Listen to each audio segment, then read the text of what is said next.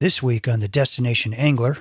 Balancing different personalities is a very challenging facet of being a fly fishing guide. The fishing aspect, the catching of fish, is really not that challenging as an individual. I think anybody can become a good fly fishing fisherman, but when you're trying to get somebody else into it and balancing their personality and willingness to listen to you and trust you and do as you say, it's very similar to playing a video game, but the controller is broken, right? The C button won't work. Welcome to the Destination Angler Podcast, the podcast for anglers who travel. And I'm your host, Steve Haigh. We go right to the source, the local guides and experts, to build your knowledge of top fishing locations around North America. It's a big world out there. Now go and fish it. I'm going away for a while, but I'll be back soon. Whoa, whoa. Hey anglers, welcome back to another episode of the Destination Angler, brought to you by Trout Routes, the #1 fishing app helping you find new trout waters so you spend less time on the road and more time doing what you love, trout fishing. Don't leave home without it. And by Anglers Coffee, perfecting the coffee experience for the fly fishing community and anglers everywhere with small batch coffee delivered to your doorstep. It's darn near perfect. I get quite a lot of mail from listeners. Here's a note from Justin in Michigan. Your podcasts continue to be off the charts. Great job. Love the Upper one on the Two-Hearted River. Get up here and we'll fish it. Thanks, Justin. Appreciate the offer. And here's one from Jay in the Netherlands. Can't wait to listen. Thank you for the enjoyable podcast. And this one's from a different Steve in Indiana. He says, just wanted to drop you a note and tell you how much I've enjoyed your podcast. You've reignited my desire to get out with my fly rod. Man, that's awesome. Love to hear it. Well, thank you folks for listening. It's a real honor and a pleasure to get your feedback. And hey, if you like the show, be sure to tell your buddies about the Destination Angler podcast. And a 5-star review is much appreciated. Coming up on the Destination Angler, we're headed to Central Washington and the incredible Yakima River. Then we're headed down to Oregon to check out the famous Deschutes River. And be sure to backcast to catch the last episode of the Destination Angler on the Chama River in northern New Mexico with freshwater fishing Hall of Famer, author, and legendary guide Taylor Strite with Taos Fly Shop. You'll hear stories of commune living and jackrabbits, grizzly bears, and tame elk, Taos Pueblo, and the northern New Mexico vibe. You won't want to miss these shows. And today, our destination is Northern California and the beautiful McCloud River, home of the most widely distributed trout in the world, the McCloud Rainbow, and the birthplace of tightline nymphing. Our guest is expert guide and fly angler Greg Kennedy with Fish Kennedy Brothers. Designated a wild and scenic river, the McCloud is a remote and magical place, largely fed from the glaciers off Mount Shasta. The emerald green waters remain cold and clear all summer long and provide an intoxicating experience for wade anglers. Greg has been immersed in the fly fishing industry since he was a little kid working in his dad's fly shop in Southern California. He moved to Redding in 2003 to guide with his brother, and it's been here in Northern California where Greg fell in love with the many world-class streams in the area. Lucky for us, Greg dials us into the McCloud, covering the top hatches, flies, and techniques you'll need, plus the great public access points, including the Nature Conservancy property. He also gives us a really great rundown on the 2 other rivers in the area that you'll definitely want to check out as well, the Pitt and the Upper Sac. And while we're at it, you'll hear stories of Golden Dorado crashing his fly in Bolivia, airborne steelhead in the Hills Brothers property, and the famous Bollibokka Club right there on the McCloud River. So stick around to the end for a great tip on a local restaurant where you can actually tie flies while you order a beer. Without further ado, here's Greg. Hey, Greg, welcome to the show. Hey, thanks for having me today, Steve. I really appreciate it. Yeah, you bet. Super excited to talk about the McCloud River. What a famous spot. And before we dive into that, so you just got off the river and you were fishing what river today? Yeah, just got off the lower Sacramento River. I with a drift boat, had a couple guests out. We had a fantastic day. It's July, so it's pretty warm around here, 105 degrees, but the water temperatures are around 55 degrees and trout are happy and healthy, man. It was awesome. Is that right? Yeah, we even hooked a real nice, I'd say about 25-inch steelhead, went cartwheeling out of the water. We never put it in the net, but we were going to put it back anyway, so we got to see it. Yeah, right. Did you catch that on 5X, or did it break you off, or what? No, it just came unbuttoned. We hooked it on a big juicy rubber legs on probably like 2X. It was some pretty heavy stuff. So Okay, could have gotten him. he was as good as ours until the hook came out, but that's why they call it fishing, right? As it came unbuttoned. That stuff happens. So the lower Sac, 55-degree water, 105-degree air temperatures. Do your customers arrive in bathing suits? Pretty much. I require that they show up with swimming prepared attire. We're definitely taking dips and trying to cool off. I call it the redneck swamp cooler, It's kind of it's quite enjoyable when it's that hot and you're cold and wet. It's really nice. You're dry in about 15 minutes, so you've got to rinse and repeat. Oh my gosh. But what a fantastic fishery. Folks, if you haven't listened to the show I did with Greg's a repeat guest here. We did a show back in, I think, June of 2020 on the lower Sac that he was just talking about. And it is one of the best fisheries in the world. And Greg's been fishing that one for a long, long time. Yeah, I think we did that one even on the water. I was fishing that day. Oh, were you? Okay. Didn't know that. That's awesome. Yeah. You have fished all over the world, as I recall. And let me see if I got the list right. Belize, Seychelles, Kamchatka, Patagonia, Bolivia. Did I miss anything? Let's see, Canada, Mexico, Alaska. I've been very, very fortunate to fish in a lot of amazing places, and I've got a lot. The list continues to grow. So I love seeing places for the first time, and there's a lot more to see out there. Man, that's awesome. What's the Seychelles like? I've never been. Don't know if I ever get out there, man. That's a long trip. Well, to correct you there, I actually have not fished the Seychelles yet.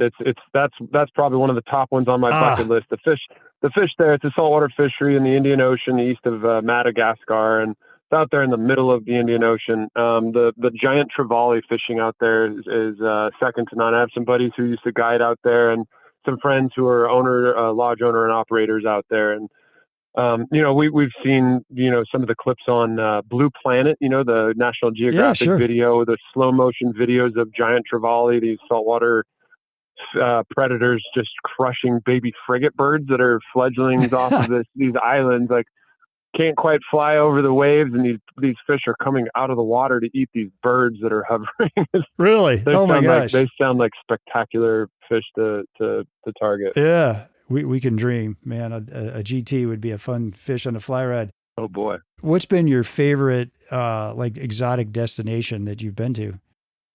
I'll tell you what, last year was my first trip to Bolivia in search of those Golden Dorado. There's a lot of media out there and footage. There's a lot of different ways to fish for them, and a lot of the stuff is dirty water. It's the headwaters of the Amazon that we were fishing, and so a lot of those rivers are dirty and just muddy colored.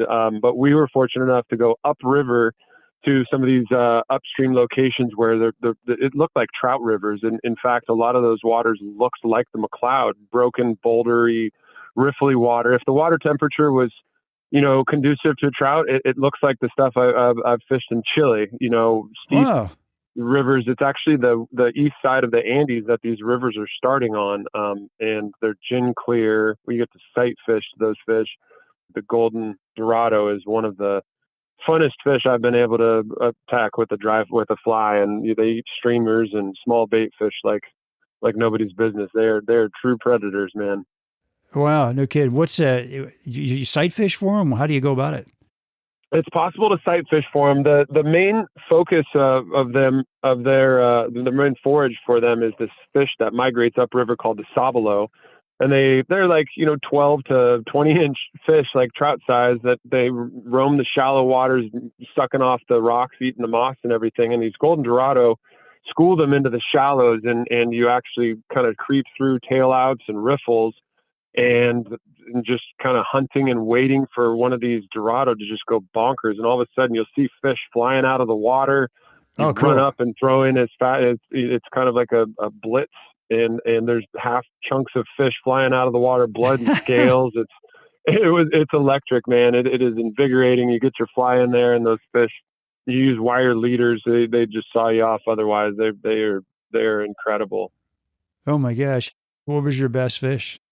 I got I got 3 fish in the 25-pound range, one of which was on a popper and really fast water. It came completely out of the water on the take. It was incredible. It was like summer steelhead fishing with a waker and having a 25-pound predator come launching out of the water. The whole Whoa. fish into the back. It was spectacular. And not to mention, the fishing was incredible, but the location, the native people there, the sounds coming from the jungles. You had scarlet macaws flying overhead and spider monkeys jumping Really? trees, and Huh. it was a fly fishing paradise for certain. No kidding. Did you go with the fly shop, or how'd you get out there?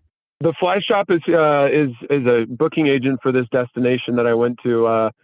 Yeah, it's called Tsimane, and that's the name of the tribe down there. Tsimane, and I think I can't remember the outfitter what their name is, but anyway, one of the coolest freshwater fisheries I've ever experienced. I mean, Kamchatka is incredible. Those fish are ferocious as well. The trout there eat mice like nothing I've seen. We're targeting 30 to 35-inch rainbows when we're there, but the personality of those Golden Dorado might just trump that. And I mean, the adventure of flying into the jungle and taking dugout canoes up the river and everything. It was magical, man. It was beautiful. That's cool. I'll be definitely going back. That's one should be on every adventure angler's list.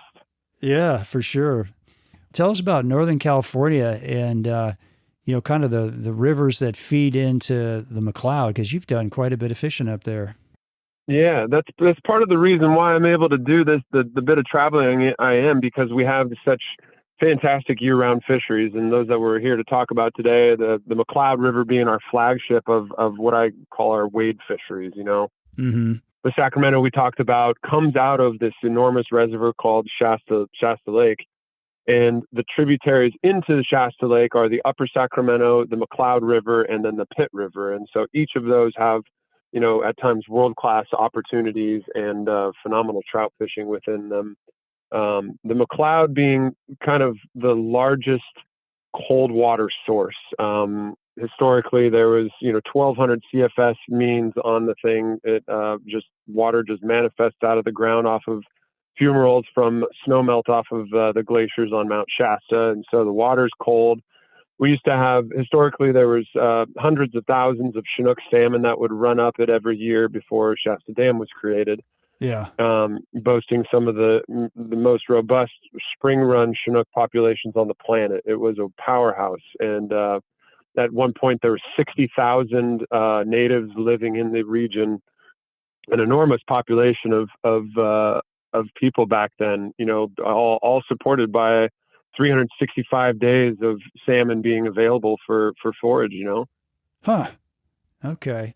And then they stuck the dam in there, and that kind of changes everything, doesn't it? That effectively changed everything. Yeah. So there used to be bull trout in it. The salmon populations, I mean, anywhere there's salmon, there's such an influx of biomass and protein in a river. Everything flourishes from the riverine environment to the terrain around it. The bears dragging the fish away and the animals dragging them up on the bank, and the wildlife, the flora, the fauna, everything benefits from it. So without that, it's changed a lot. But it's still a tremendous fishery. In like you mentioned earlier, the birthplace of some of the most widespread populations of rainbow trout on the planet. Right. They're pretty incredible, man. Robust red-sided rainbow trout. At the very headwaters, you have some of the red band rainbows, actually, which are one of the heritage trout in the Western United States. Yeah. What's the story with the red band rainbow? Because that's the one that's all over the world now, right? Well, the red band, it's kind of the purest form of genetics remaining there, and they're located up in these very remote small streams that are separated from the rest of the river by a series of waterfalls. So they're isolated that way, and so there's no other fish that are able to get into those tributaries and tamper with their genetics. The McCloud River rainbow is the species, however, that is that's the foundation of that red band as well. It is the rainbow that is responsible for populating all of South American trout rivers.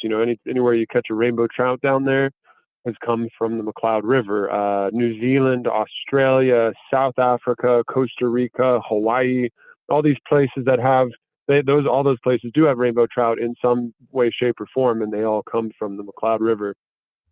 Okay. If I'm catching rainbows out east somewhere in the U.S., are those McCloud River rainbows as well?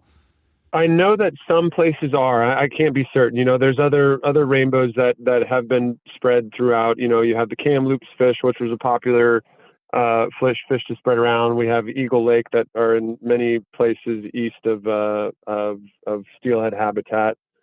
Humans we're kind of infatuated for a brief moment there in creating these, creating more food for ourselves, but also fishing opportunities. And so we started spreading fish all over the place. Right. Thankfully, because we have brown trout in our neck of the woods in certain places, and we have those in the McCloud as well. We have both both Von Bear and Loch Leven brown trout in the McCloud as well. Okay, that's awesome. If you've ever looked for a good map to help you with anything from public access to finding the best trout streams in a given area, I highly recommend checking out this new app called Trout Routes. Just this spring, I was in the driftless region of Wisconsin, and man, was it awesome to have the Trout Routes app on my phone to help us do some exploring. Trout Routes made it so easy to find new water and access points that we never would have found without it. Trout Routes has mapped out every trout stream by state with very detailed access maps for every stream. They have over 15 different map layers with hundreds of thousands of access points. They also have local fly shops, the ability to take notes, and even local stream regulations, and you can download maps for offline use. Today, Trout Routes covers 25,000 trout streams in 33 states, including Montana, Colorado, Pennsylvania, Michigan, Wisconsin, Wyoming, Missouri, Virginia, Tennessee, Georgia, North Carolina, West Virginia, and they just added Arizona, New Mexico, and Arkansas, with Utah and New York coming soon. So if you have an upcoming trip or are looking to explore nearby streams, I suggest you check out Trout Routes today on your Apple or Android phone. Don't leave home without it.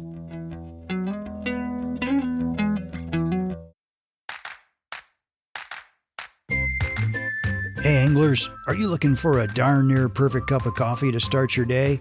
Then do yourself a favor and check out anglerscoffee.com. That's right, Anglers Coffee is made by anglers for anglers, delivered to your doorstep, one batch at a time.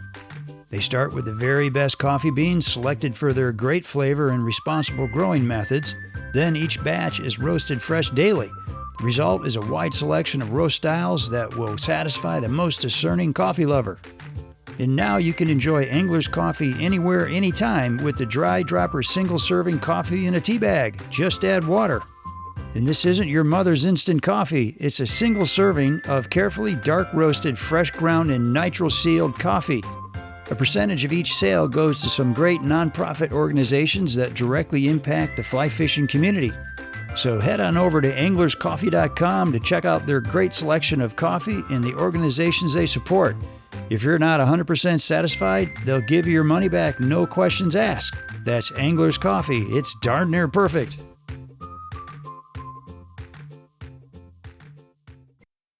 Let's talk about kind of the general area a little bit, because I'm really curious. Can you give us kind of the rundown on the Upper Sac and the Pitt, and maybe just pick one, and let's just start there.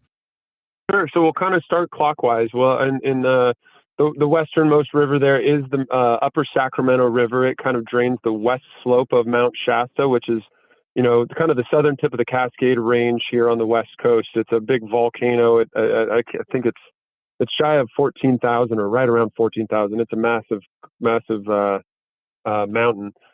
But the west slope flows into springs, and out pops the Upper Sacramento River. It runs for about 38 miles before it runs into Shasta Lake. And of course, that varies as the reservoir increases and reduces in size. Right now, the reservoirs are very low, so we have an enormous addition to what we normally are able to fish. But it's with the warmer temperatures, it's known to get warmer down there in the summer months. But there I-5 and the railroad parallel it. I-5 is the West Coast major highway from Mexico to Canada, And so you drive along it on I-5 and take different exits and get off. And at these different accesses along the river, you hop on the railroad tracks, and 10, 15, 20 minutes down the tracks, and you're in a remote section where not a lot of people always get to. And with 38 miles, there's a lot of terrain for people to choose. So you can typically chomp off a spot where you're by yourself. It's very rare we fish around people. Right. Oh, no kidding. Okay. Gosh, I fished the Upper Sac in the 1990s. I had some customers out in California, and I'd take my stuff out with me and go up to Dunsmuir. And it's like an old railroad town, I think. Really cool little mountain town. And just stay up there for the weekend, and had some great fishing on the Upper Sac. I love that river. Yeah, it's a tremendous body of water. Yeah. Yeah. And the fishing was outstanding. I was going to say, back in the 90s, we had a chemical spill actually from one of the turnarounds on the railroad system. One of the cars spilled a bunch of pesticides into the river and effectively, crushed the river and its populations of trout for some time. They had catchment basins set up, and I think the EPA was involved, and they did some mopping up, if you will, of that spill. But and then I think it lost some of its notoriety for a little bit, and a lot of people wrote it off. But it came back, and it's back in full swing. We do I do a handful of days guiding up there every year. We have so many opportunities, but it's a tremendous place to fish. It's unique. It's like no other fishery on the planet, and it gets migratory fish coming out of the lake, especially in the spring and early summer months when the lake temperatures start to warm. We get migratory fish that come up to take sanctuary in the cold water of the Upper Sacramento. Okay. Can you kind of describe, what's the stream look like, the flows, like how big is it? Give people an idea of what they're kind of in for if they were good to go up there.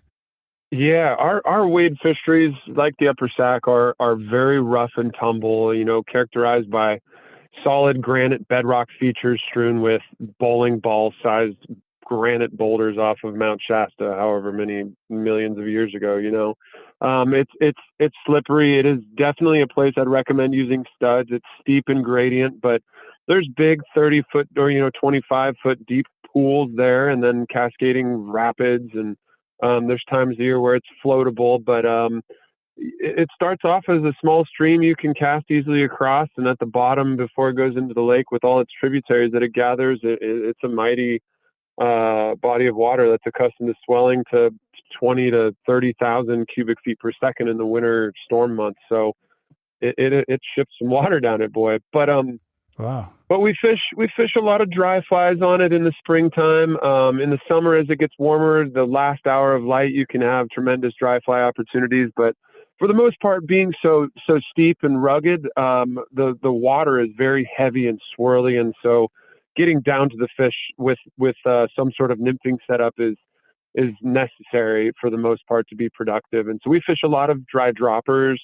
We fish a lot of indicator rigs, and then of course, like you said, it's arguably it and the McCloud are the birthplace of high stick nymphing, which a lot of people these days know as check nymphing. And there's subtle differences, but a lot of those guys used to use just large, heavy flies that on just a tapered leader or catgut leaders or whatever the heck they used to use, or other and high stick them through the runs and then swing them out. One particular fly, there's a fly shop up in Dunsmuir called Ted Fay Fly Shop.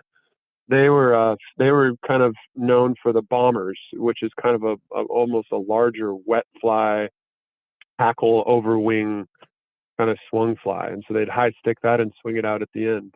And they still work. A lot of people write them off as old technology with all of these check nymphs and jig flies and things we have. You still throw a bomber and you're going, man, no wonder these guys had their stuff together. Yeah. No, they still work. How about that? Oh boy. Yeah. Was it Ted Fay? Was he the guy that kind of invented this style of nymphing? I don't believe, I don't know the history on that. I can't say for sure. I know that a lot of those guys were at very least kept the heritage alive and kind of promoted that style of fishing. Yeah. We're talking like back in the 50s or something? Yeah. I mean, the shop's still there. A lot of the guys who, I think some of the guys working there, I can't remember their names. I'm terrible with those facts. But some of the guys who just passed away are kind of, that's the torch burning out, if you will, on those that generation of high sticker. No kidding. That's awesome. And so up by Dunsmuir, you talked about, I think 10, 20,000 CFS. That's down low, right? But up by Dunsmuir, isn't it more like what, 500, 2,500, something like that? Yeah, a couple hundred CFS. It actually comes out of a reservoir out there, Lake Shastina. And so it is regulated at the very top, and it normally flows through the town of Dunsmuir at a couple hundred CFS. I'm just talking about the winter months when we received Okay. rain in that region. There's a reason Shasta Dam was built where it was built. It collects a lot of rainwater, and so yeah, that's 38 miles lower. Okay. Gotcha. And then the Pitt, what's the Pitt like? So the Pitt is the very easternmost of these tributaries at the other end of the clock.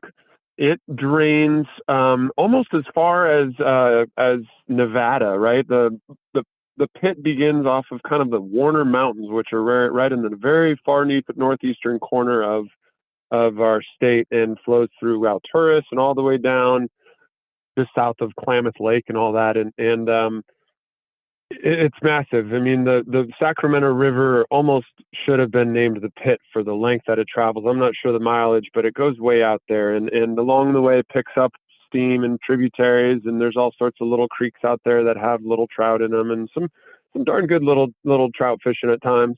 But then also picks up some more voluminous rivers like the Fall River, which is a spring creek, which also comes straight out of the Yeah. ground, out of these big lava flows. And I believe those are snow melt derived off of Mount Shasta to some degree or another, some deep well water. There's the Ajamawi Springs and the Fall River itself and Spring Creek. Those all come together, dump um, into the Pitt, and then joins with Hat Creek also, which flows off of a different volcano to the south, off the east side of it. That's Mount Lassen, Right. and so those jump into it. The Pitt is by far the largest of these tributaries that we're talking about, these wade fisheries, Okay.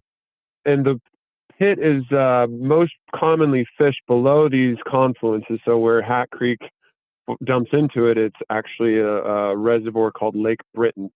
Pacific Gas and Electric (PG&E) was really infatuated with dams at a period of history, and there's all these hydroelectric generating facilities, and the Pitt was kind of their flagship river. They starting at Fall River all the way down. Lake Britain has a powerhouse. Hat Creek has a powerhouse.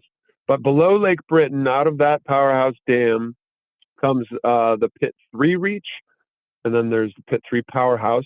Below that is the Pitt 4 Reach.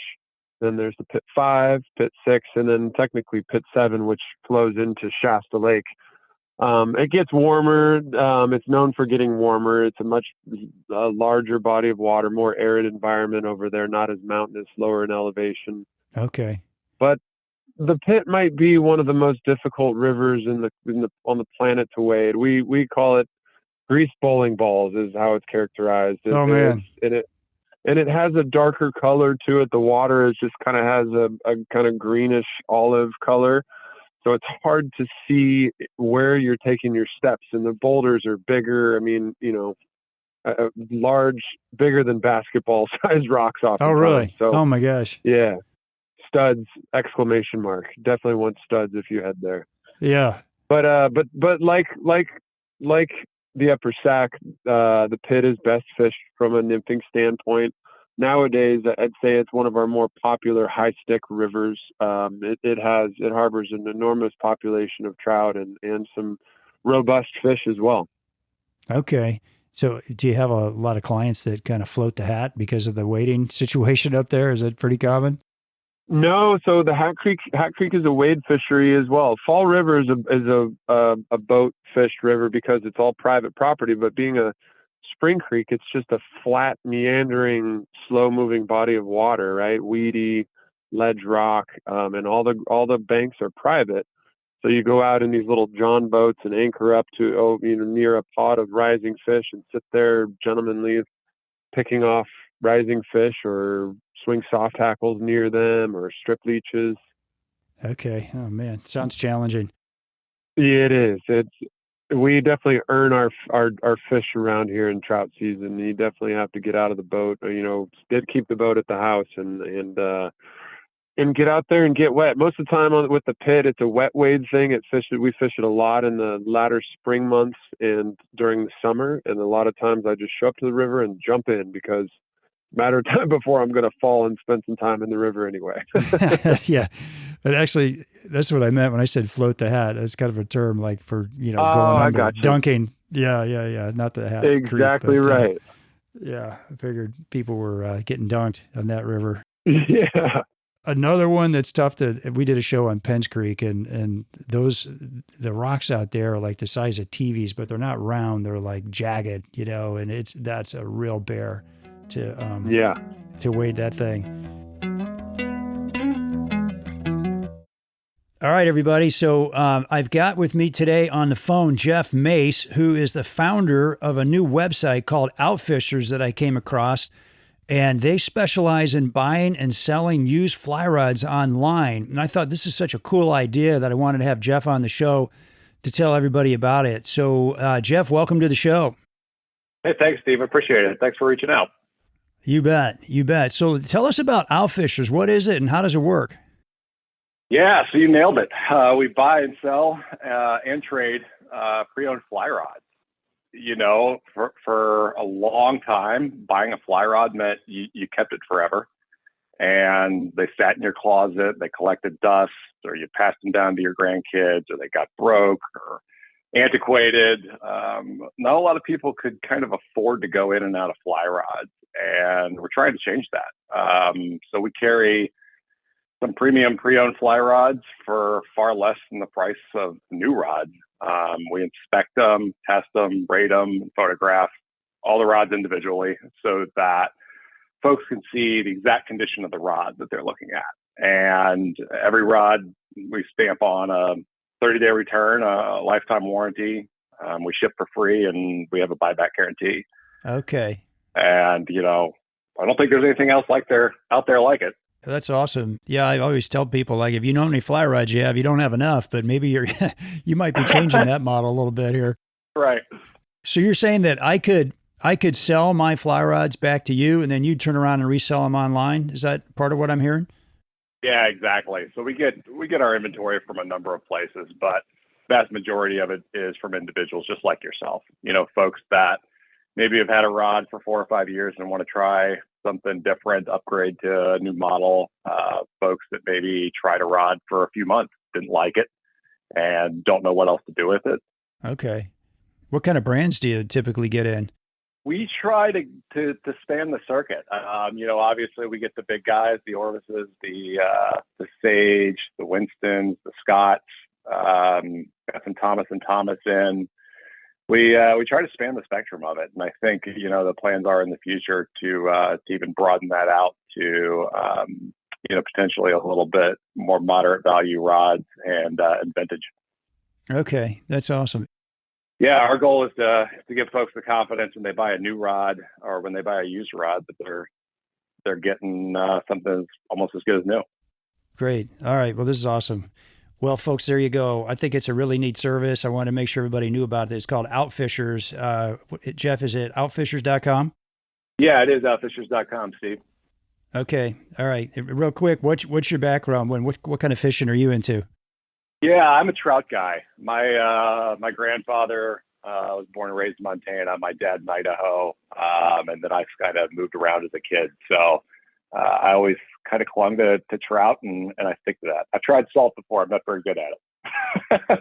Yeah. I want to do more salt fishing, but so far I'm like you, man. I'm a trout guy. Yeah. Well, thanks for being on the show, Jeff. I wish you best of luck with your business. And folks, go out there and check it out. Drop me a line if you like what you see. I'd love to hear from you. All right. Thanks, Jeff. Thanks, Steve. All right. Well, let's switch gears and talk about the McCloud. And I'm curious, in your mind, when you think of the McCloud, what makes it such a kind of special, magical place? Well, the history, I think, has a little bit to do with that, right? Knowing the history of the trout and where they're, how widespread they are across the planet adds a little to the allure. the history of the natives, and it's there's a sacred feeling. I don't know, that it's just you feel like you're in the presence of greatness when you're there, and I sit back often and wonder what it looked like with salmon running in it, and natives netting fish out of the river, and I mean it's a romantic image, but it has a different aura than all these other rivers. It's spring fed.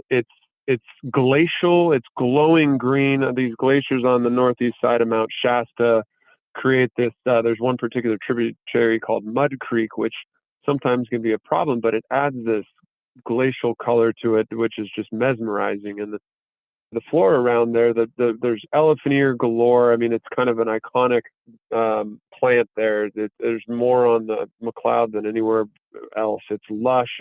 There's flowers. There's just tons of different types of trees and bushes and flowers and butterflies. It's just a trout fishing wonderland. I mean, there's a reason. There are a lot of people who, not a lot, but some people just go there to hike and walk, and just, it's gorgeous, man. It's stunning. Yeah.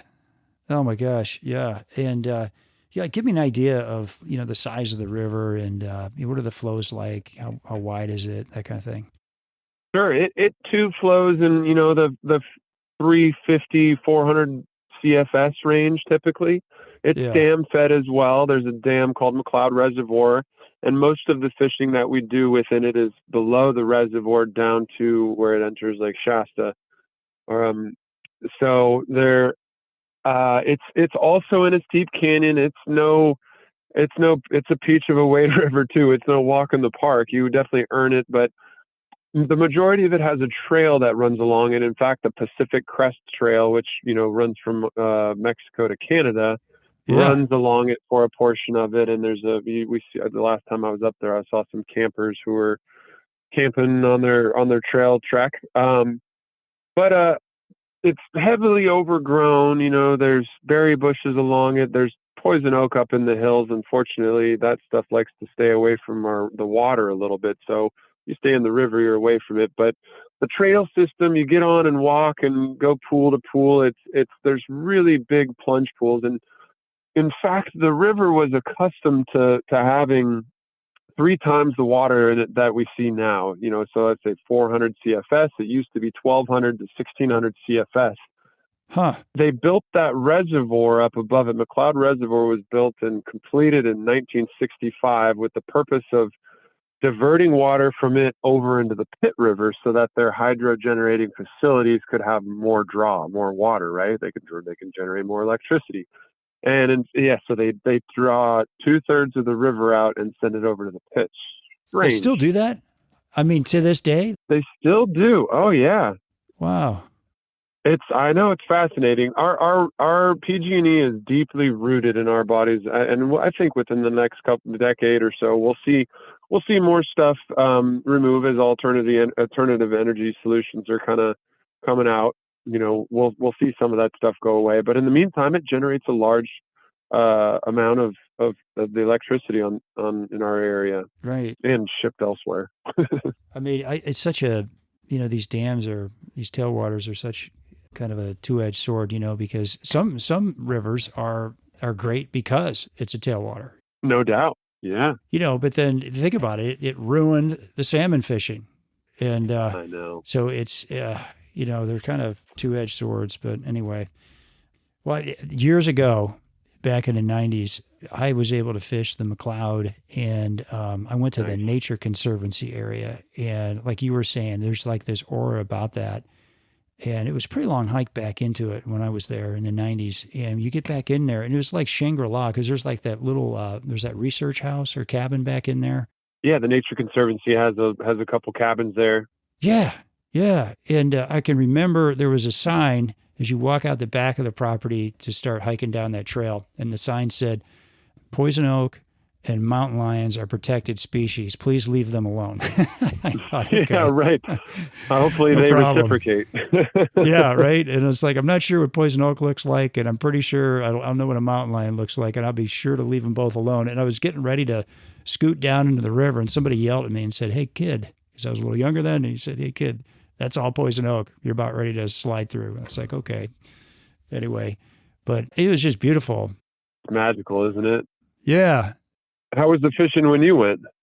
Well, I was a little more of a rookie back then. I didn't do very good. I didn't really know what I was doing, and but there were guys kept doing really well. That's for sure. Not me, but there were a Yeah. lot of guys doing really well, and it was just fantastic. But it used to be able to, you could call them, and there was like a certain number of rods that you could reserve, and then some you could just show up. And is it still like that today?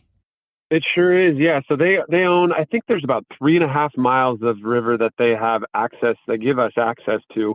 And it's like you said, it's a permit system. So there's 10 available tags. You can go onto their website, I think it's natureconservancy.org. And you can reserve a tag based on whatever weekend or weekday you want to be there. There's 5 of those available for that. And then there are 5 first come, first serve tags. So you can show up, I don't know what, at daybreak if you really wanted to, and get one of those 5 tags.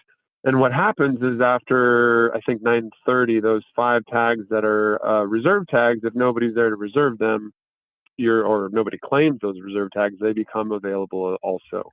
Okay. And so at any given point, there's only 10 people who are allowed in there. And, the last time we were there, which was a few weeks ago now, was I think we were the only people there, the 3 of us. Or there was one other guy I met along the way, but there's more than enough space. And normally what happens is if there's no tags available, there are so many other places to fish above it. The Conservancy water is at the very low end of the public access. Okay. And after that, it goes into some private properties. There's the McCloud River Club, and then it goes into Bollibokka, which are old clubs from way back in the railroad speculation days. They thought they were going to send the railroad down this thing, and then they learned that it was too rugged. So these guys speculated that the real estate was going to be valuable, and they bought up all this land, and then they turned them into fishing clubs. So a lot of them are owned by big landowners, and they just keep it for themselves and for their families. And some of them are pay-to-play clubs where you buy a membership. And the Bollibokka Club has been a private fishing club since 1903. The Hills Brothers Hills family owned it, and since 1903, I have one of my clients who actually passed away a couple of years back. He used to ride horseback. It took him a day drive from San Francisco to get up to Sims on the Upper Sacramento River, and then a day ride from there up and over to the McCloud River, and then they would stay. And there's cabins there that are all gas lit lanterns and no electricity, no phone, no cell reception these days. Still to this day? Still to this day, it's still run the same way. It's like going back in time. So, oh, that's cool. Very cool water. Any idea what it costs to belong to that club, or is it? Yeah, things have changed, but it was like a $500 membership annually, which is very palatable. But then, a $7,000 week. It would give you the ability to go in there for a week, 2 weeks a year. There's 2 different cabin facilities, and I think one was 7,000, one was 4,600, if I remember correctly. Okay. I think I can get to the Seychelles for about $7,000 and fish for maybe a couple of days out there. Yeah, right. But, I have some customers who are members, and I've been fortunate enough to fish it a lot over the last decade, and it's a special body of water. And a lot of times we get in this world where we think it's behind a locked gate. It's like, ooh, Shangri-La, like the forbidden fruit. It must be so good. And it can be equally as difficult as the public water. I mean, we take a beating in there sometimes, and the fish are very migratory, especially in that lower end. And when they're there, it's epic, but it can be downright challenging. Huh. So the public water, however, so you have the Nature Conservancy, and just above it, adjacent to that property, is a bunch of Forest Service land. You have a campground there called Adina, which is a great campground right on the river, some awesome spots. It takes about a half hour on dirt road to get down into it, which is the same for the Conservancy. But from there's public water down to the Conservancy water, and then you can walk all the way upstream to where the PCT crosses, and that's actually where there's another campground which access is limited to called Ash Camp. They're actually repairing the road as we speak to it. There was a big landslide that washed away some of the road and buried a portion of it. So they're working on it right now. You're talking about above the reservoir now? No, that is just below the reservoir. Ash It is. Camp is Okay. just literally just down below the reservoir. Gotcha. Okay. So from Ash Camp down through the Nature Conservancy, how many miles is that? I'd say, let's see, 1, 2, 3, 4. There's probably 4 or 5 miles of river between the dam and the Nature Conservancy. Okay. And then another 3.5. Okay. So plenty of public water. What about the water above the dam, the freestone? Is that freestone stuff up there? Yeah, it's Spring Creek. It's Spring Creek, Freestone, this combination, right? There's springs that come straight out of the ground up there. It starts as a little trickle in these little tiny creeks where the native red bands live now, and then goes into what is known as the McCloud River, goes through Upper Falls, Middle Falls, Lower Falls, large waterfall features. Kids are doing, triple backflips off these days now, and there's all sorts of stuff. It's a great place to take the family and visit. It's beautiful. But the fishing up there is okay. I think people can harvest fish up there, and there's not a lot of fantastic fishing. Plus, it gets warmer. But a little ways below that is so William Randolph Hearst. There's a property here on the west coast, the central coast of California, called the Hearst Castle. He was a big newspaper baron. He had a big newspaper, and he has his castle out on what's called San Simeon out on the coast, and it's a big giant thing. And around the World War II era, he got kind of spooked and thought that the Japanese were going to come over and bomb the West Coast, and his giant castle would be a spot. They said, "Let's go get that thing." Yeah. So he purchased some of this land in the railroad speculation as well, and built this kind of hideaway. And to this day it's still there. It's like fairy tale land. He has these murals of, like the fairies and Sleeping Beauty and Cinderella. Really? There's all these. Yeah, it's like Disneyland. I don't know if there's some sort of his kids involved or grandkids, but it's invite only. So he owns this property below this Lower Falls section, and the only reason I've seen it at particular flows, there's some guys who kayak it. It's gnarly. There's some heavy whitewater in there, but I've floated it before myself, and it starts off with has this tiny little creek you're getting out and pulling the raft over rocks, and all of a sudden you come around the corner, and the entire bank for about 150 yards is just weeping water. And so this lava lip above the river, lines this rimrock shelf, and right under that lip it's like an infinity edge pool. There's water comes cascading down this thing, and so immediately the river triples in size, and as you go down, it just grows more and more emerald and more voluminous. It just gets bigger and bigger and bigger, and then I floated past his estate there, and there's creeks and springs, and it's just magical. Wow. But then he owns it. And so that's all private land, which you can own, you can't get out and walk on.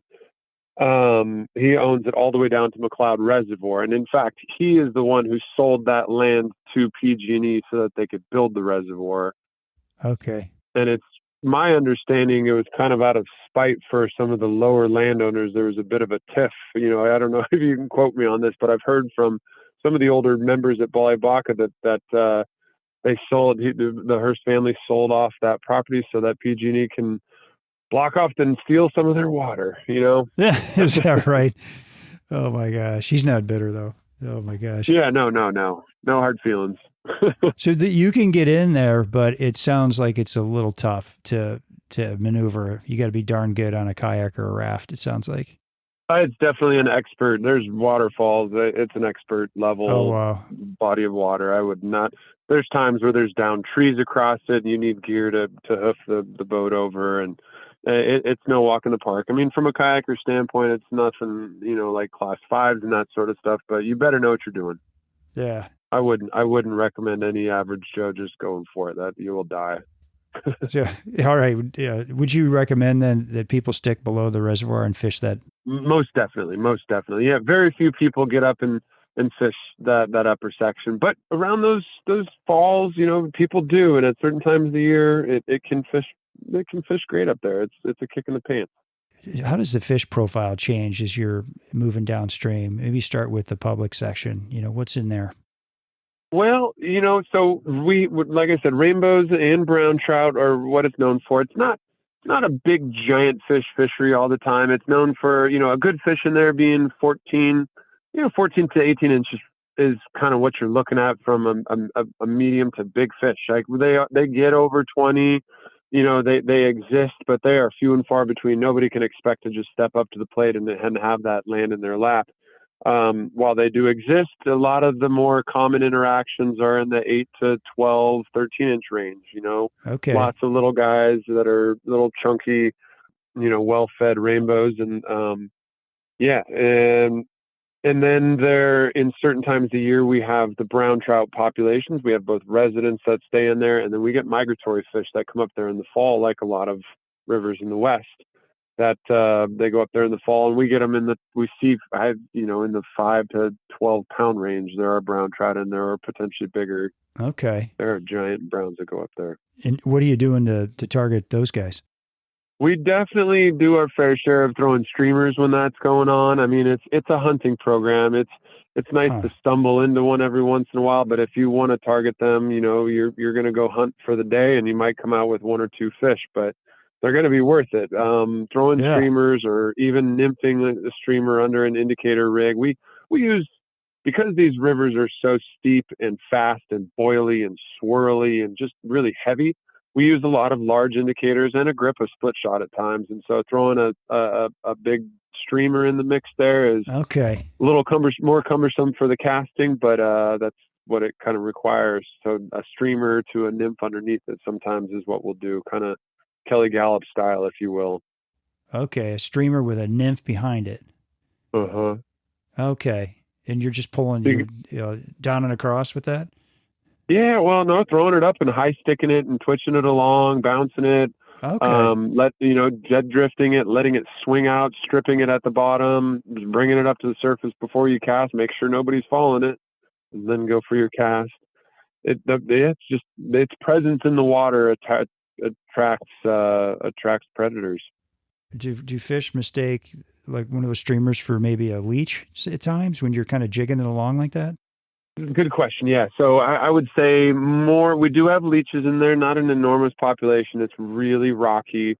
But I would say more sculpins and some sort of fry. We have rainbows and browns, and there's all sorts of small fish that small versions of them around there. But a lot of sculpins. And so olive and black streamers, brown. Interesting. What's your favorite streamer pattern? Boy, what is it? Is it the Whitlock sculpin with the big, the wool head sculpin is an awesome one. Something that's heavy. We do a lot of tying of our own stuff for that. But there's a fly these days called a Sylvie sculpin. It's kind of an articulated job with a big bunny leech, but a big head on it. Sculpins are known for having a big head and a slender body. So I like the bigger head. It doesn't always sink as well, and so that's why we need a lot of weight, but something that pushes water, and I think appeals to the lateral line of a big predatory species like a brown trout. They feel it more than they see it sometimes. Right. That's awesome. We'll talk about conservation up in this area. Northern California's had lots of issues. It seems like lately they've had fires, you've had drought, you've had floods. Didn't Mud Creek silled up the river last year, and all the snows at Mount Shasta disappeared last year. I mean, you guys have had some rough seasons here. How's everything going? It's feast or famine around here, it seems. We could really go for some normal water years. We go from a dry season to, 2017 was, I think, one of the wettest seasons we've had. It just was banner. But last year, you mentioned there the silt from that Mud Creek, which flows in at the bottom of the Hearst property into the reservoir, develops a layer of sludge of this silt at the bottom of McCloud Reservoir. It seeps through, and it'll be beautiful blue sky day, and boom, the river out of the reservoir will just blow out, in which it just has happened again this year. That I think what happens is it builds up, and then maybe a chunk of it calves away, or it just flows. There's a sludge flow under the reservoir, they say, and So, yep, we haven't had an ounce of rain in quite a while now, and the river's blown out. And so last year that happened in June, I'd say, and it didn't really clear until October. I have some guests actually with the Cal Trout organization I was fishing with last year up there, and we were recommending that they choose another venue, the Upper Sac, or, driving out of Bollibokka to go fish something else. Seems sacrilegious, but the river was dirty. And one day they said, we just want to go for it. And we went for it. We don't care if we catch fish. It was it was most of the members of the organization. And we had an absolute blast, man. The river had cleared up maybe a foot or so. It was about a foot and a half, 18 inches of visibility, which was plenty. And while we couldn't see where we were walking, the fish could see well enough to eat a big rubber legs or a stonefly imitation. Oh, that's awesome. You had a good day. Good for you. We had a great time, and actually my last day up there was right at the beginning of the sludge flow, and everybody was saying it was blown out. So as a result, that's why I think there was nobody in the conservancies. We had it all to ourselves because everybody heard the reports that it was blown out. Okay.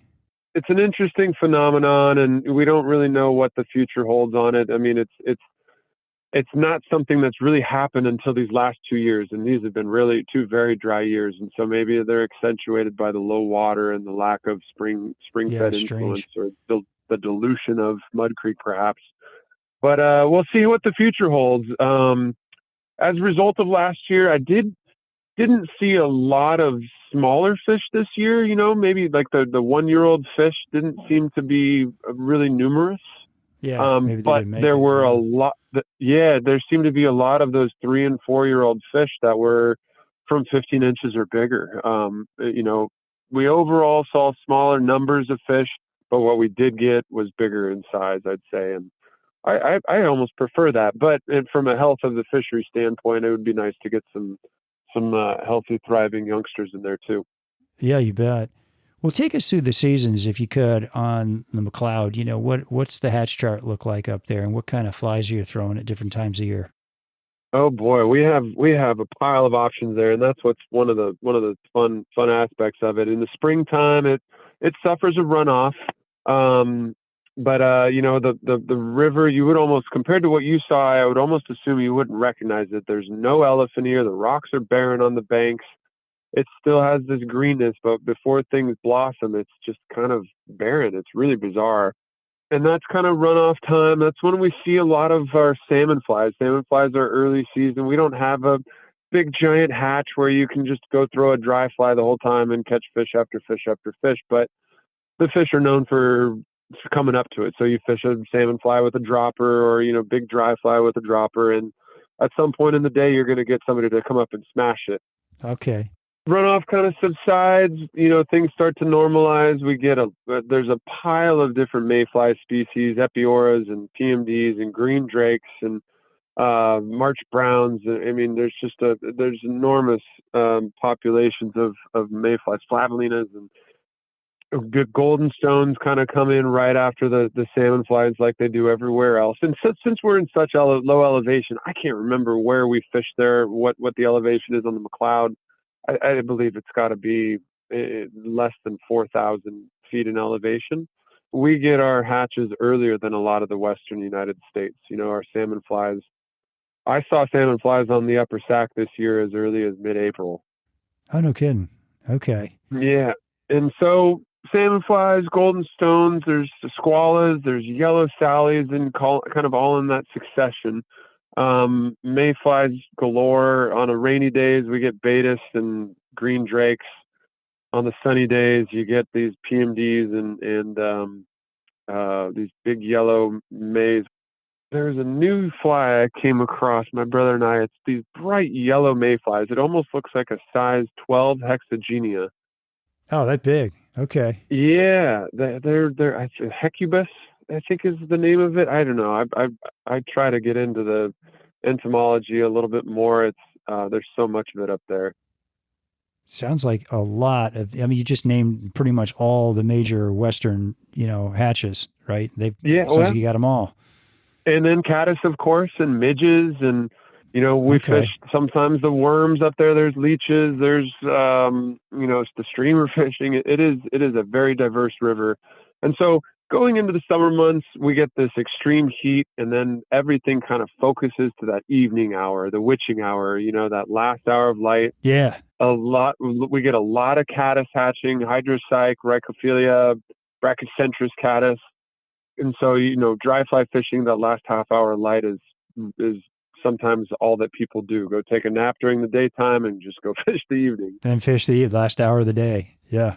And then another interesting hatch that happens that seems to be kind of really focused in our Northern California and in Oregon is the October caddis, and it's about a size 6 or 8 caddis that hatches in September, October, November, depending on weather patterns, and can offer some of the best dry fly opportunities around. For the most part, it's an overrated hatch, I find, and you don't see them tumbling on the river or anything like that. But if you fish the dry, eventually a fish is going to come up and whack it on a given day, I would say. Yeah. And occasionally you hit the nail on the head. Man, that's awesome. So what are your top, confidence patterns, would you say? Obviously it's different by the seasons, but if you could kind of tick off a few of your favorite patterns, what would those be?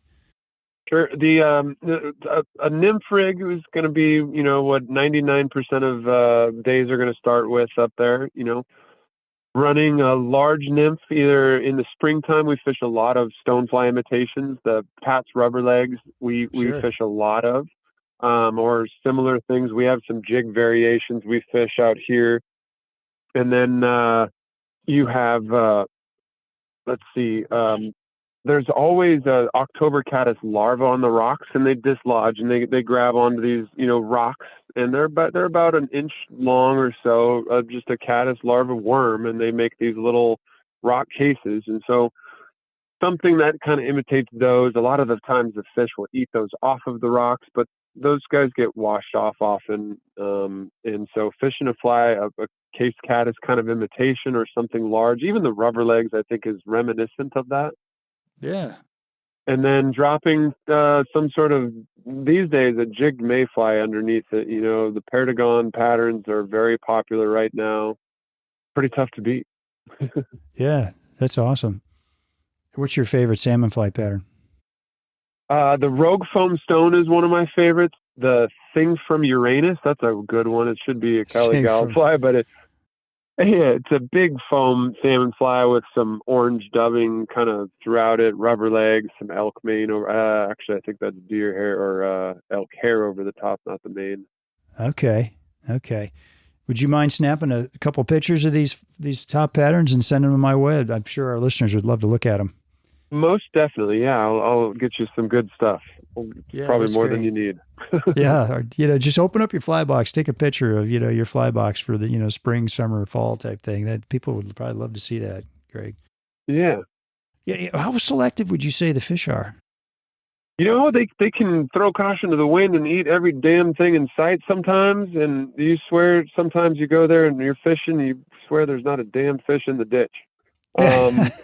They can be very selective, and I think it's seasonal. Like I was saying, in the summer months when you don't have a lot of bugs around, they're really not all that grabby, and then they come alive for that last hour. But a lot of times you can coax them into eating something. It's right. It doesn't always have to be this perfect presentation. Springtime, they're very eager and very happy to eat, and as they get more pressure, then less bugs become available.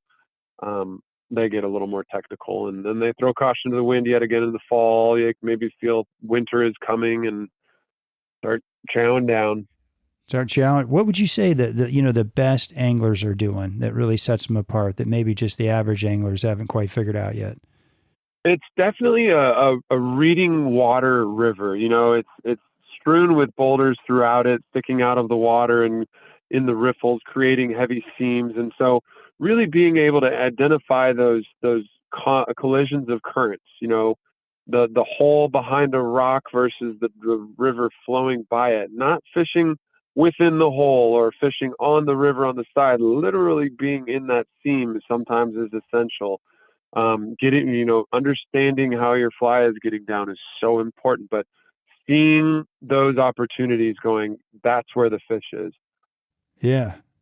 Another technique that I think a lot of people omit there is a swinging presentation. So this high sticking we were talking about, at the very end of your presentation, so many of us get infatuated with putting our next pres cast up there and getting another dead drift instead of taking 5 to 10 seconds and letting the fly and stopping the drift and letting the flies pendulum up to the surface at the mercy of the current.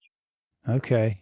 That simple addition, man, there's some days that's the only way I can catch fish. Have you found that technique works well on certain rivers, or do you think that's something anglers should be doing just about everywhere they're fishing nymphs? I would definitely urge people to try that. The one time, it takes no effort at all. That's the one advantage of it. It just takes a moment of your time sitting there doing nothing and let it swing. Yeah. But the time that I discourage people from doing it is if we're fishing a dry fly as an indicator, doing a dry dropper type setup, because then that dry fly will get saturated and not want to float quite as well. And that's something essential up there in that broken water. Right, right. And then the other limiting factor is the ability to be mobile there. I'd definitely say it's catered to a young man, if you will. Either being able to walk and cover water, stick and move, and really fish a lot of different places is going to yield more fish.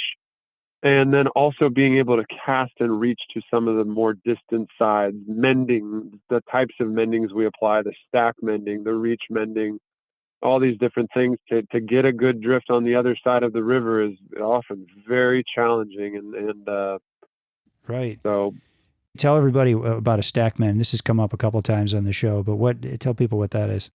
Yeah, stack mending, I don't know where it started. I first learned it from a man named Doug Swisher back in the day. He was making some 3M films. Yeah, I don't know if you remember the film, but before indicators were really a thing. I remember my brother and I sitting in our PJs eating cereal or something, watching these videos, and the concept of throwing additional line, say in an upstream cast, mending more line upstream of where the flies are, giving those flies the time to sink with gravity rather than being pulled downriver to a small degree, right? The more line you can stack up above it, the more head start those flies have in the sinking process. So they help your flies get deeper. And what's your setup up there? 9'5", what X tippets are you using? Talk about that a little bit. Yeah, good question. Normally, I would say on any given day, a 9'5" weight is perfect. You can get away with the 4 weight. It's a little undergun for throwing the streamers and slinging the big bobber rigs. 6 weight is more suited for that sort of stuff, but maybe a little less fun when you hook a little fish, and not as suited for, protecting light tippets, depending on where you're at there. So the 5 weights, I'd say 9 foot, I would probably lean myself towards a 9.5 or a 10 footer, something with a little extra length for that high sticking, sure, or mending at distance. It's just a little extra lever is nice. And in terms of rigging, I more aggressive tapered fly lines. We use the Scientific Anglers. A Nadra line is my favorite line right now. It's a little longer taper, designed to help cast and specifically mend at greater distances. We use it a lot, and it's anadro, short for anadromous, which is designed for steelhead fishing. And so it's just a longer bellied line, far more aggressive. I do everything with that, from throwing 6 and 7X on Hat Creek at times to fishing, 0X and on our steelhead rivers. But then as far as a rig, we tapered leaders, a 9.5 or 9 foot. I typically like to limit myself to 3X or 4X at the smallest. 4X at the smallest, 3X to the first fly, 4X to the second. Okay. Anything smaller, you can get in the 5X realm, and when we fish our midges and fish some of the slow water that may be necessary, but most of my guests just break that stuff off when they finally hook something good. So yeah, right. Plus, you spend a lot of time in the penalty box in the trees and weeds and stuff, and errant hook sets and bad casts. So it's nice to get those flies back instead of making donations to the McCloud River gods. Exactly. Oh my gosh. Well, tell me how you ended up in Redding. I know you told this once before when we did the show on the Lower Sac, but that's a really great story. How did you end up there in Redding with your brother?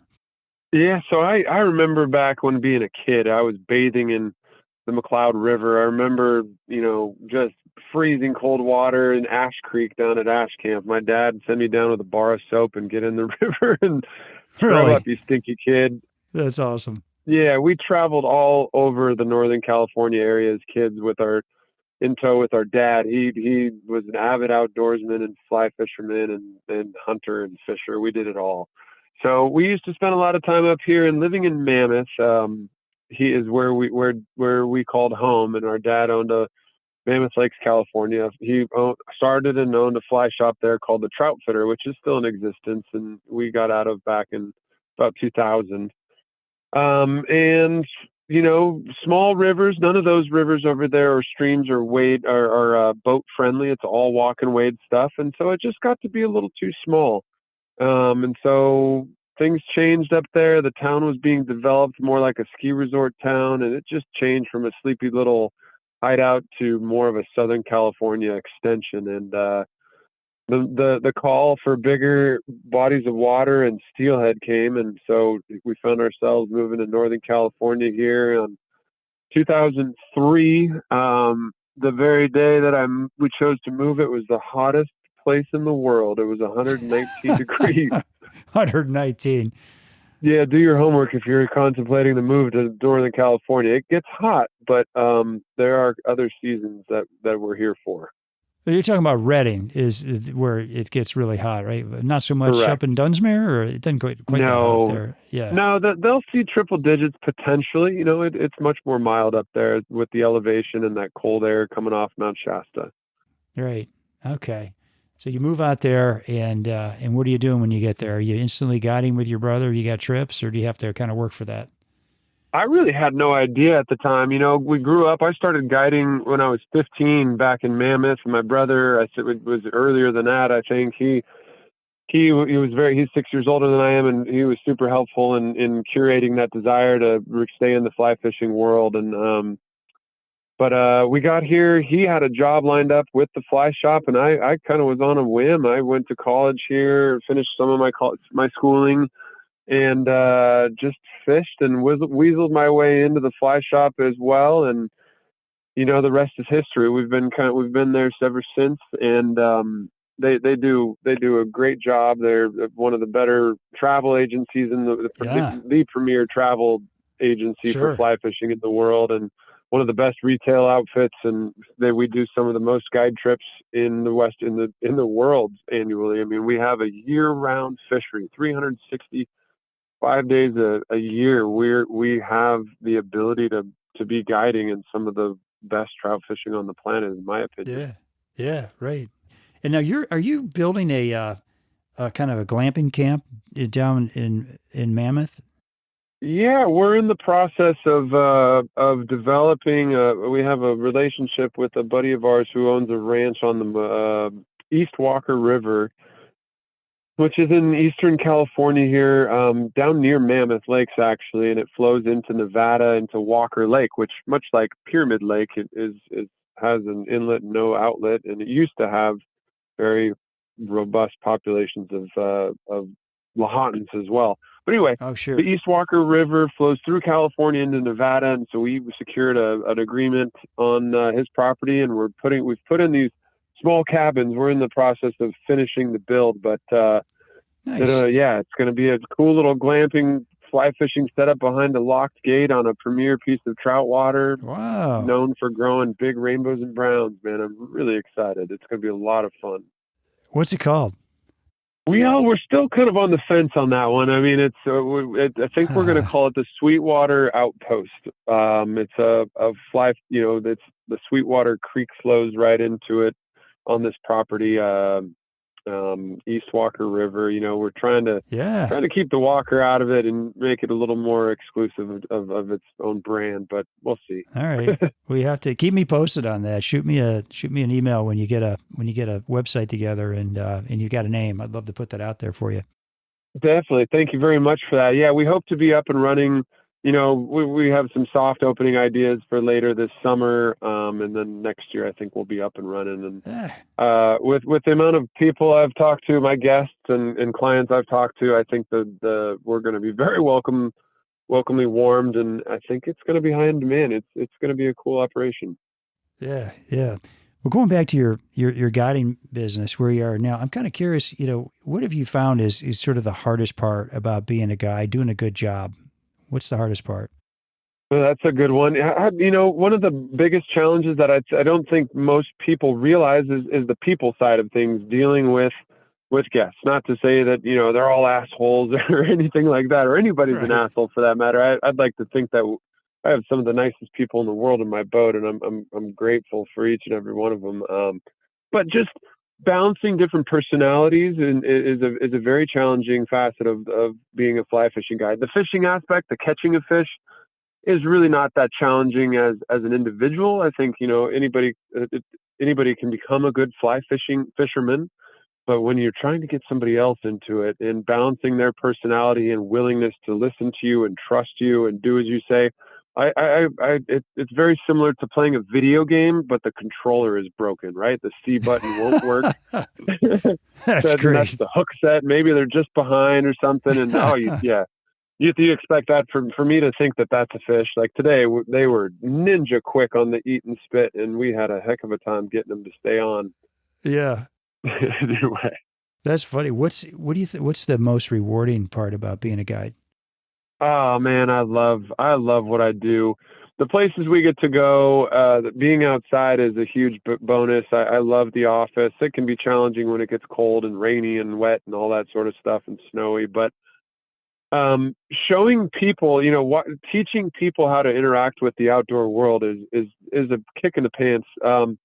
We get a lot of well-off people from the Bay Area here, the San Francisco Bay Area in California, and there's a lot of their family members who maybe their kids who are coming up, they bring up and want to introduce to me and the outdoor world. And for a lot of them, it's their first outdoor experience, and so I literally get to introduce them to the world around to the world around them.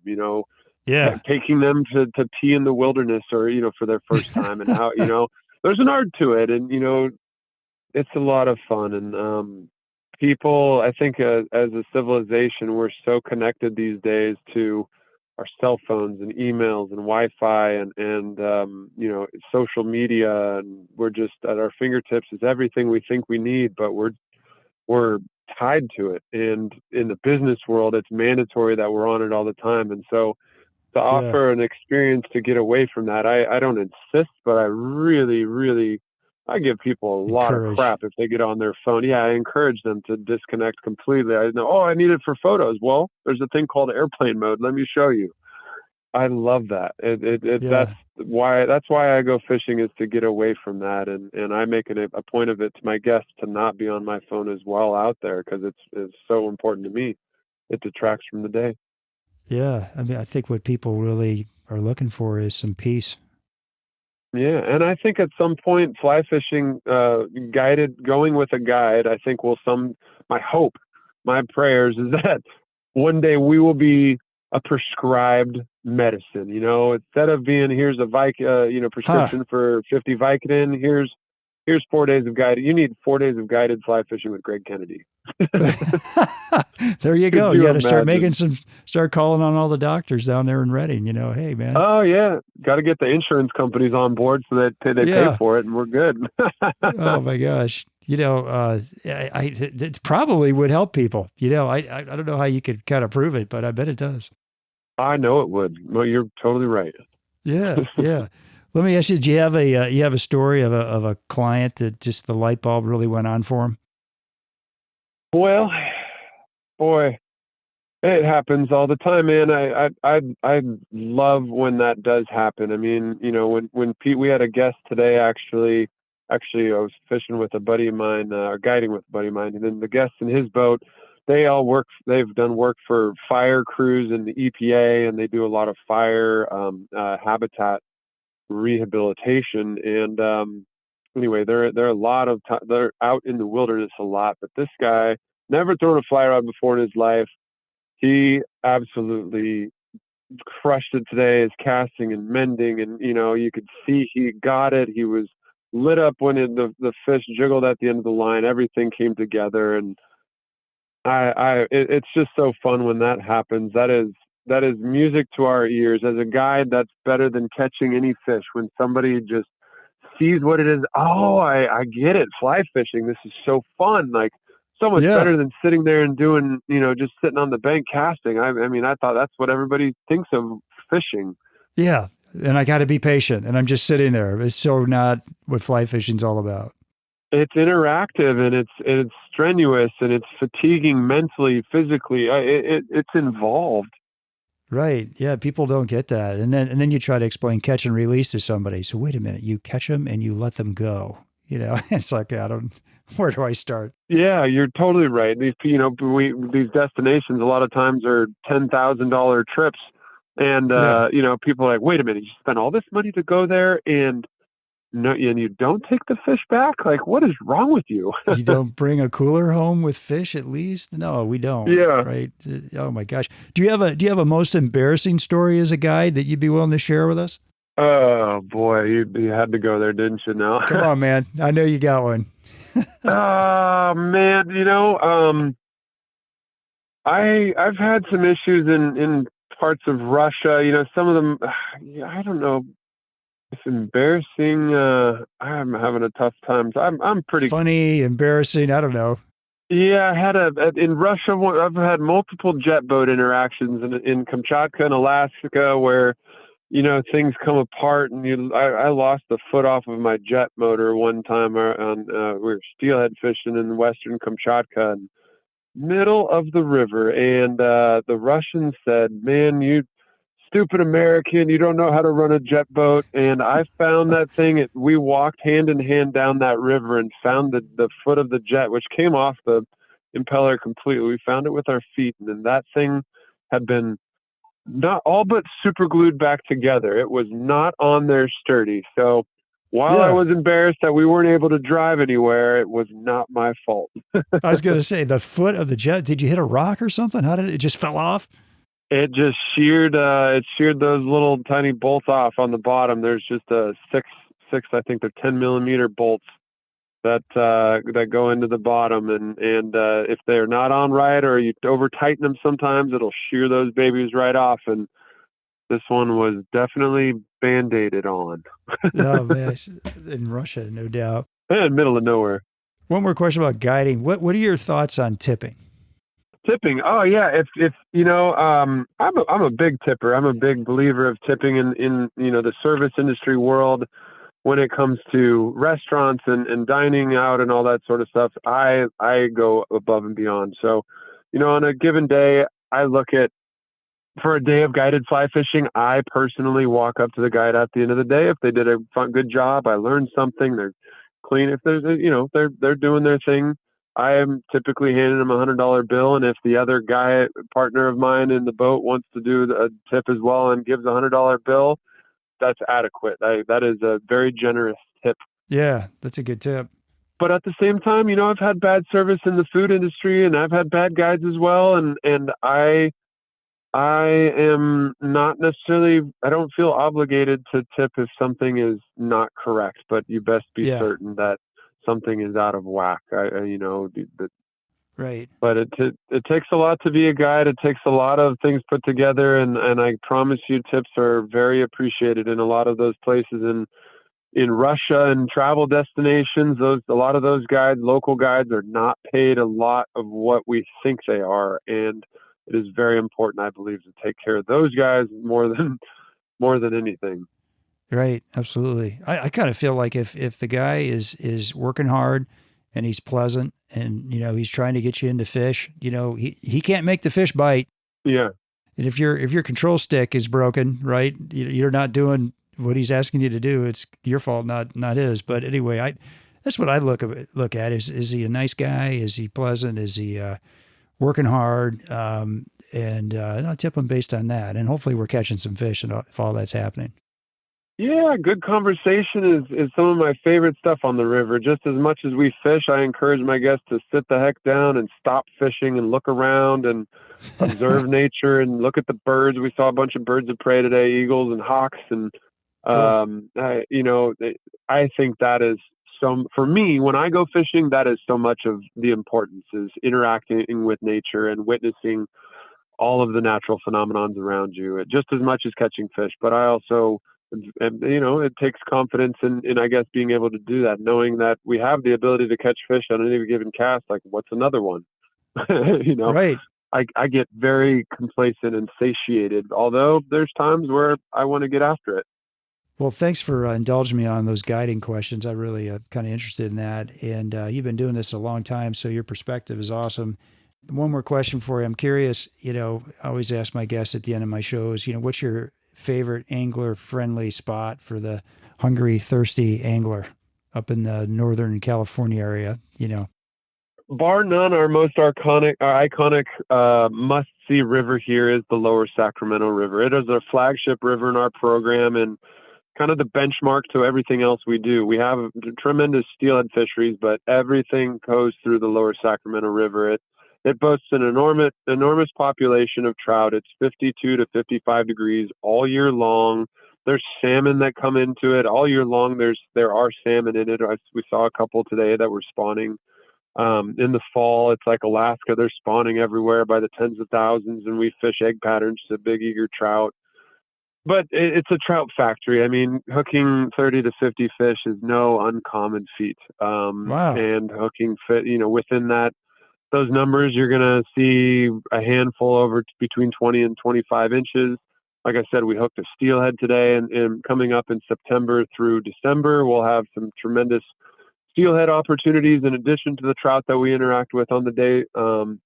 It's a drift boat fishery, so it's very easy. There's a cooler at your disposal. We don't have to go hiking and walking anywhere, so youngsters can do it. People who haven't invested in the sport can do it. We get people who that's their one outing every year. They come up from the Bay Area, they do a guy's trip, or maybe it's a gal's trip, or the husbands and wives, and they come up and fish just for a couple of days here, and they never fly fish the rest of the season. But it can be as user-friendly as you want and just easy and happy-go-lucky, or, we can get really technical and go target some very large trout. I mean, at any given day, we could hook 23, 24, 25-inch rainbow trout. Right. It's a tremendous tailwater. So if you were to go up like the Upper Sac, the Pitt, McCloud, up in those little towns up there, are there some great restaurants and places that, you can kind of have some fun at the end of the day? Yeah, Dunsmuir has some great food, and just 5 minutes north on I-5 is Mount Shasta as well. It has a great dining experiences. Dunsmuir, I'd say, was my favorite. There's the Dunsmuir Brewery Works. A tongue twister and a half right there, but they have some great beer, and their menu is awesome. They actually have a fly tying kit behind the bar actually there too. So if you go order a pint or order some food, try to grab the fly tying box and twist up some bugs. You can do it right there in the restaurant, huh? Oh, that's great. Totally, right at the bar. Isn't that cool? I mean, I would have supported just on that. Yeah, I would go there just to check that out. That'd be a first, man. That's awesome. Yeah. And then there's another restaurant called Madalena's there that I would recommend getting reservations for. Phenomenal, finer dining experience. Nothing crazy ambiance, real cute, quaint little spot, but phenomenal menu. And they change all over the place. Good stuff. And then the town of McCloud has some awesome restaurants as well. There's really nothing formal in terms of a hotel. There's a Chevron gas station, a grocery store. And what was the restaurant I went to the other day was called the Meat Market of all things. Strange name, but killer bar. There's just a little hotel district there, and a lot of B&Bs and Airbnbs. But the Meat Market in the town of McCloud, I would definitely recommend. Couple options there, yeah. And I can vouch for Dunsmuir. It was a few years ago, but yeah, it was a great little town to spend a weekend in for sure. It's a neat spot. Yeah, thanks for being on the show. It was great having you. Oh man, thanks so much again, Steve. Every time it's so fun to just chit chat with you, and I'm kind of getting excited. I've got to work back on the Lower Sac for the next 3 days in the heat, but I can't wait to get back up and fish the McCloud myself. Hopefully, she clears back up again. Yeah, exactly. Well, how can people get in touch with you? Well, easy. We're on online. www.fishkennedybrothers.com is our webpage, and then we operate social media platforms on both Facebook and Instagram at Fish Kennedy Brothers. And then that's our email on our webpage, all that sort of stuff. A lot of our guests also, if they're just interested in booking a trip, can reach out to the Fly Shop here in Redding, California, and there's a team there dedicated to managing our calendar as well. So that's a very easy way to interact as well. All right, sounds good. Well, there you go, folks. Do yourself a favor and book a trip with Greg or his brother. It sounds like you're going to be in for a real treat. And you can't miss Greg because I believe you're about 6'8", aren't you? 6'9", yeah. 6'9". There you go. Maybe the tallest guy in California. I don't know. I'm just guessing. So anyway, Greg, I wish you extraordinary success in all your adventures to follow. And thank you, folks, for listening. And we'll be sure to post Greg's contact info on the Destination Angler website and pictures of his top fly picks on our Facebook and Instagram pages. You can DM me or email me with comments and suggestions at shaig50@gmail.com. And if you like the show, please share it with a buddy. As always, our music is by our Brothers Fountain. Hope you enjoyed the show, and we'll see you again soon. Tight lines, everybody. Well, I'll go from the land to the shining sea. But I know there's more to life than what the eye can see. Yeah.